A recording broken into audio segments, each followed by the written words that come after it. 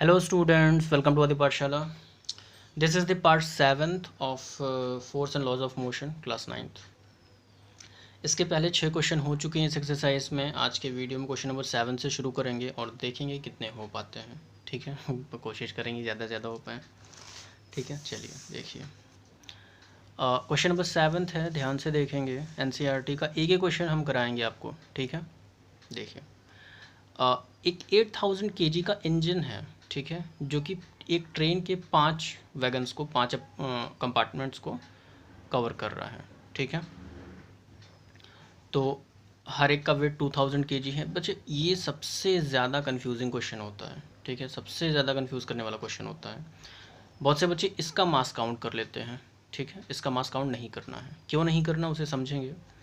तो पहले क्वेश्चन को आप क्लियरली समझ लो कि एक ट्रेन का इंजन है जो कि 5 डिब्बों को खींच रहा है. ठीक है, एक हॉरिजॉन्टल ट्रैक पर अगर इंजन प्रोड्यूस कर रहा है, एक फोर्स अप्लाई कर रहा है 40,000 न्यूटन का, और जो ट्रैक है यानी कि जो रेल की पटरी है, ट्रैक है, वो एक फ्रिक्शनल फोर्स अप्लाई कर रहा है, भाई जाहिर अपोजिट डायरेक्शन में ही करेगा. ठीक है, 5000 न्यूटन का. तो 3 चीज़ें कैलकुलेट करिए. पहला, टोटल फोर्स कितना अप्लाई हो रहा है जो एक्सेलरेशन प्रोड्यूस कर रहा है. दूसरा, the acceleration of the train का एक्सेलरेशन कितना है. And force of wagon 1 on wagon 2. ठीक है, सबसे ज़्यादा कंफ्यूजिंग क्वेश्चन है ये. देखेंगे इसे. Yes, here it is. देखो, यहाँ पर जो हम इंजन का मास है वो एक्सक्लूड करेंगे, उसे हटा देंगे, क्योंकि वो खुद ट्रेन को पुल कर रहा है. आप खुद ही सोचो कि आपका वेट अगर 60 kg है, ठीक है, और आप अपने हाथ से 20 न्यूटन का फोर्स अप्लाई कर रहे हो. 20 न्यूटन का फोर्स अप्लाई करके आप कुछ खींच रहे हो अपनी तरफ. ठीक है, और वो जो सामने वेट्स रखे हैं वो 10-10 kg के हैं, 2 या 4 या 10 हैं. ठीक है, वो 10-10 kg के, आप 20 न्यूटन का फोर्स अप्लाई कर रहे हो. तो आप खुद बताओ आपका मास उसमें काउंट होना चाहिए या नहीं होना चाहिए.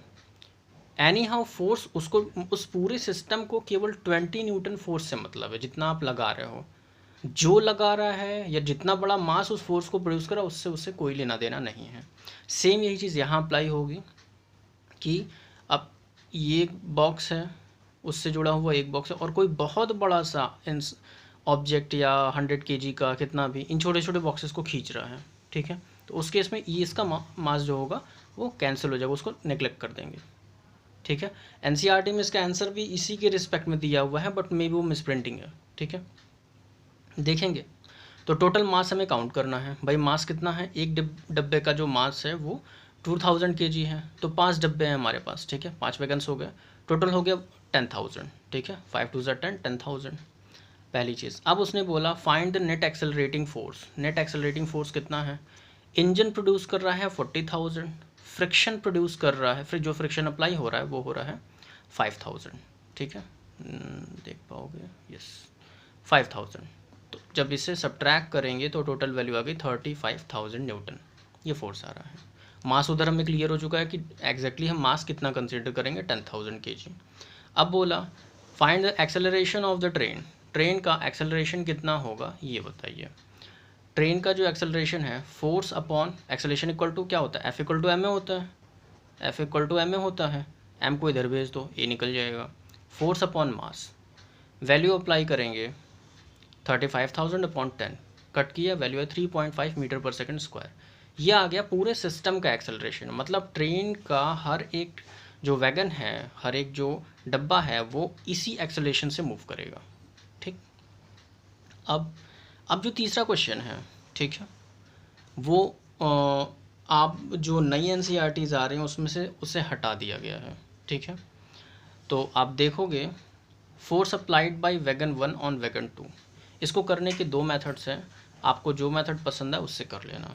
पहली चीज़, फर्स्ट सेकंड पे कितना फोर्स अप्लाई कर रहा है. देखो, फर्स्ट जो है, फोर्सेस आपस में कनेक्टेड होते हैं एक्शन रिएक्शन लॉ के अकॉर्डिंग. जब दो बॉडीज़ आपस में टच होती हैं तो सेम फोर्स अप्लाई होता है.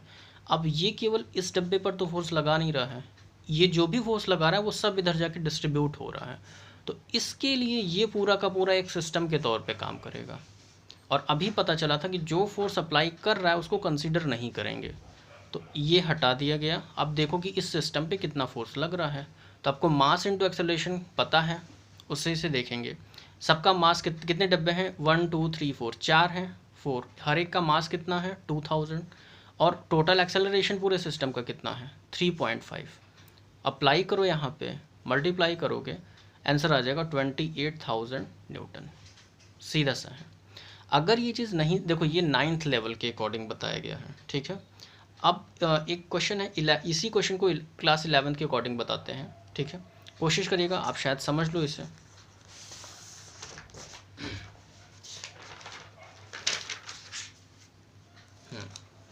तो पहला मेथड हमारे पास था वो, दूसरा ये वैगन 1 है, ये वैगन 2, ठीक है। दोनों के बीच में सेम फोर्स अप्लाई हो रहा है, एफ मान लेते हैं उस फोर्स को। अब देखो सामने से 35,000 न्यूटन का फोर्स लग रहा है, एक्सेलरेशन की वैल्यू ये है।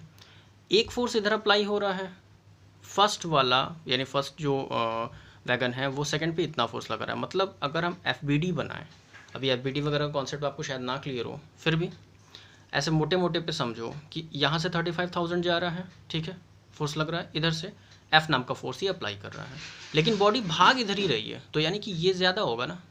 इसमें से अगर इसको सब्ट्रैक्ट करेंगे तो कुछ फोर्स हमें मिलेगा। देखो बड़े वाले फोर्स में से छोटे फोर्स को सब्ट्रैक्ट किया तो कुछ फोर्स मिला, m F equal to m होता है, तो ये एफ इक्वल टू एम ऐसे लिखा है। अब ये एम क्या है, इसी की बात कर रहे हैं ना, इसी का, तो इसी का मास कंसीडर करेंगे, तो एम हो गया 2000, एक्सेलरेशन कितना है 3.5। सॉल्व करोगे पूरा का पूरा तो वैल्यू आ जाएगी 28,000 न्यूटन, ठीक है। सेम कहानी जा रही है। अब आप ये क्लास 11th का कॉन्सेप्ट मेथड से हमने बताया इसे, और वो वाला जो था वो 9th के मेथड से था। जो आपको पसंद है वो आप कर सकते हो, ठीक है। आई होप कि चीज़ें क्लियर हो रही हैं। नहीं आता है एक बार फिर से बताना, एक बार फिर से इसे मतलब कमेंट कर देना, ठीक है, तो उसे बता देंगे। चलिए आगे बढ़ेंगे, एक क्वेश्चन और है। An automobile vehicle has a mass of 1500 kg. What must be the force between the vehicle and the road if the vehicle is to be stopped with a negative acceleration of 1.7 metre पर second square? बड़ा simple है, दोनों को आपस में multiply कर दो। क्यों मल्टीप्लाई करेंगे भाई, मास इतना है, नेगेटिव एक्सेलरेशन इतना है। नेगेटिव एक्सेलरेशन का काम क्या होता है कि गाड़ी उतने एक्सेलरेशन से कम हो, मतलब उसकी वेलोसिटी फटाफट रिड्यूस होने लगे, ठीक है। तो कितना फोर्स अप्लाई होगा भाई, दोनों को एफ इक्वल टू एम है, मास इंटू एक्सेलरेशन। देख लो बिल्कुल ही सिंपल सा है। मास 1500 kg है, acceleration -1.7, mass into acceleration force, value आ जाएगी, ठीक है, 2250 न्यूटन। बड़ा ही सिंपल सा कॉन्सेप्ट है, कोई बहुत हार्ड इसमें नहीं है, ठीक है। क्वेश्चन नंबर 9 का डी ऑप्शन है, कैसे है देखेंगे। What is the momentum of an object of mass m with a velocity v? क्या होता है formula, mass into velocity, momentum का फॉर्मूला ऑप्शन डी ही होगा यहाँ पे, ठीक है। कोई इसमें बहुत कहानी नहीं है, कोई कुछ भी बहुत हार्ड नहीं है, ठीक है। इसे बस कंफ्यूज करने के लिए दिया है आपको। आगे बढ़ेंगे क्वेश्चन नंबर 10 पे। इसमें पूछा है, using a horizontal force of 200 newton we intend to move a wooden cabinet across a floor at a constant velocity. What is the friction force that will be exerted on the cabinet? मतलब इनका कहना है कि कोई object है, हम उसे ऐसे ढकेलना चाहते हैं इस फोर्स से, तो उस पर फ्रिक्शन कितना लगेगा, सीधी सी चीज़ है। तो फ्रिक्शन भी उस पर उतना ही लगेगा क्योंकि आपकी वेलोसिटी कांस्टेंट है, ठीक है। देखिए क्वेश्चन नंबर 10, ऑब्जेक्ट है, ज़मीन से फ्रिक्शन अप्लाई होगा, वेलोसिटी आपने कांस्टेंट रखी है, तो same force F this equal to this. या जब 11th में जाओगे तो इसका एफ बना करके देख लोगे तो ईजी हो जाएगा। आपको 11th में जाने की ज़रूरत नहीं है, सिंपल है। जितना फोर्स ये अप्लाई करेगा एक्शन रिएक्शन लॉ के अकॉर्डिंग सेम फोर्स इसको फील होगा, ठीक है। हाँ अब देखो फ्रिक्शन 3 टाइप का होता है, ठीक है। एक होता है स्टैटिक फ्रिक्शन, एक होता है डायनेमिक फ्रिक्शन। डायनेमिक के 2 पार्ट होते हैं, एक स्लाइडिंग एक रोलिंग, ठीक है। तो इस केस में बॉडी कांस्टेंट वेलोसिटी से चल रही है, ठीक है, तो यहाँ डायनेमिक फ्रिक्शन काम कर रहा है। अगर ये एक्सेलरेट करता तो इसकी वैल्यू कम हो जाती, डेफिनेटली इसकी वैल्यू कम होती, ठीक है। अभी चीज़ें बहुत डीप हैं, ये कॉन्सेप्ट थोड़े से डीप हैं, तो अभी आप सिर्फ इतना समझ लो कि एक्शन रिएक्शन लॉ के अकॉर्डिंग इस ऑब्जेक्ट को सेम फोर्स फील होगा, सेम फ्रिक्शन फील होगा। तो चलिए वीडियो यहाँ पे ओवर करते हैं, क्वेश्चन नंबर 10 तक हो चुका है, बाकी के क्वेश्चन नेक्स्ट वीडियो में। तब तक के लिए स्टडी करते रहिए बच्चों, ठीक है। थैंक्स।